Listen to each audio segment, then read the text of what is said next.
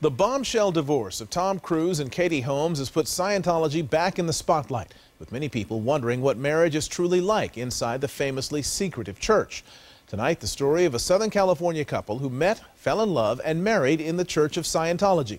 Tanya and Stefan Castle were high-ranking insiders devoting their lives to the church. But Tanya says she was pressured to divorce Stefan and never speak to him again. Pressure, she said, was so intense she felt trapped and took extraordinary steps to leave the church and its international headquarters in Hemet in the dead of night. But I knew there were cameras all around the wall. I came up with the plan of how to get around. It was a little bit surreal. I took the ladder to the wall. I see my heart was pounding. Okay, just go. I kind of just took a deep breath and jumped. The lights all went on. August 2006. Tanya Castle's final frantic exit from Scientology. I could see headlights, so I just knew I just had to run straight for that. Tanya Castle grew up in Scientology and joined the Sea Org, Scientology's elite religious order, where she met and married her husband, Stefan. When I went into this into the Sea organization, I knew I was making sacrifices, and I was happy to do so. She spent 13 years working as executive secretary to top church leader David Miscavige. To the most dedicated Scientologist I know. David Miscavige, best friend and best man to actor Tom Cruise. Miscavige is known to be a volatile, demanding leader. Over time, Stefan says he fell out of favor with David Miscavige. It just basically came down to Tanya was more his secretary than she was my wife, by miles. Tanya Castle says over the years she was pressured by church officials to disconnect from Stefan and end their marriage. Why that had to be destroyed? You don't have to destroy people's marriages. Disconnection is the term the church uses to describe how some Scientologists cut off communication with family members or friends who choose to leave the church. The church told us in a statement that disconnection is a self-determined decision and voluntary.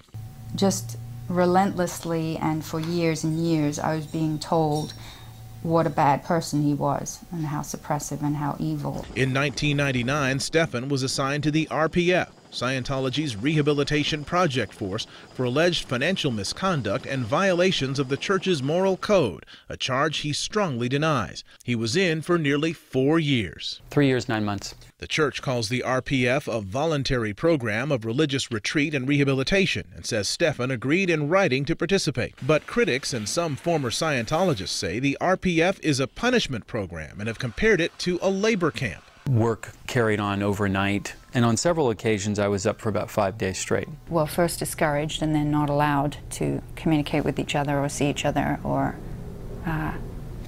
be a married couple. Tanya Castle says the still married couple defied those orders, staying in touch by cell phone. But Tanya says when David Miscavige found out in the summer of 2004, she was demoted. Their cell phones were taken away, and Tanya was sent to live in near isolation in a remote corner of Scientology's sprawling international base near Hemet. Somebody was watching me all the time, and I'd get my meals brought to me by a security guard. The church denies this, telling us in a statement that Tanya, quote, lived in an apartment in town or a house rented or owned by the church on a public street and traveled to and from work every day. I was doing sort of some manual labor during the day. Eyewitness News spoke with 4 former church members who all tell us they saw Tanya Castle living in an old trailer in the old Gilman House area of the base between 2004 and 2006. In the fall of 2004, Tanya Castle says she couldn't take it anymore. She jumped the fence surrounding the Scientology base. There's the razor barrier was along the top, but I managed to somehow get over it without hurting myself too much. I walked down Highway 79.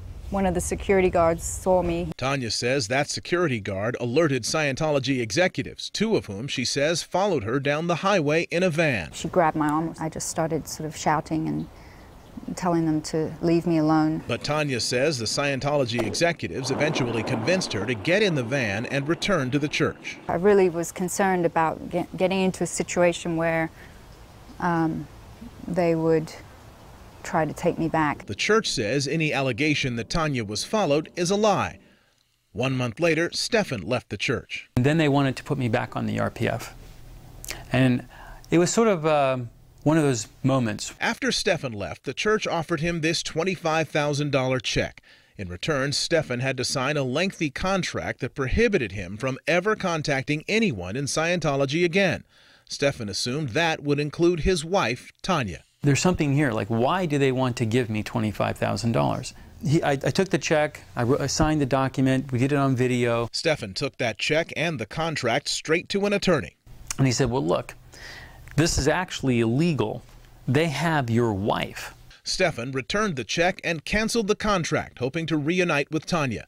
But Tanya, still in semi-isolation, says the pressure to disconnect and ultimately divorce intensified. Somebody sat down with me and basically sort of worked me over until I was feeling like I had no option other than to sign divorce papers. He's a suppressive person. You just need to write a letter of disconnection. Tanya finally did write that letter of disconnection, and in early 2005, the couple divorced.